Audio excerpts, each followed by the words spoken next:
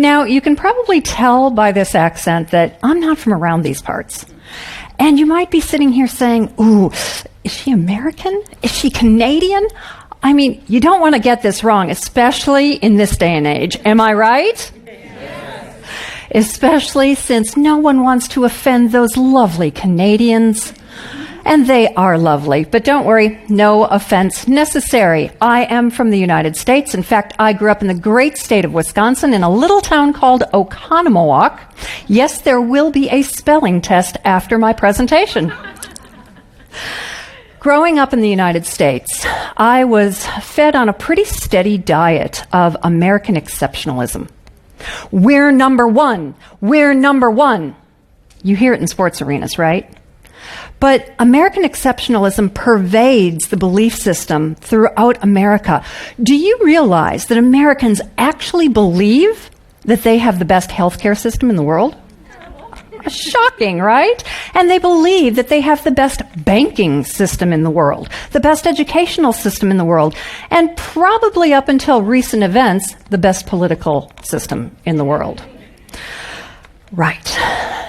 I believe that American exceptionalism is actually killing the potential that America has to be exceptional.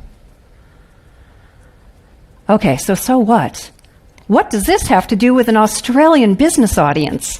What does this have to do with forecasting the future workplace? Let me ask you a few questions. Is exceptionalism, that unconscious exceptional bias, is exceptionalism killing the potential of your organization to be exceptional? How do you know? How do you know?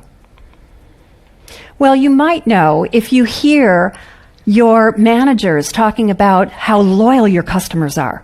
And potentially they wouldn't mind if you decrease the quality in the service just a little bit, right?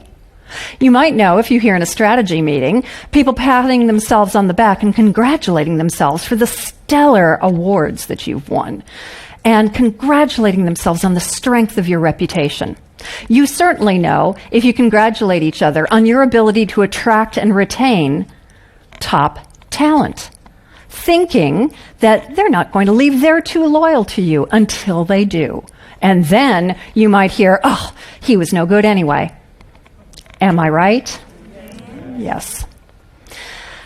Exceptionalism is a pandemic, and it runs right throughout all organizations.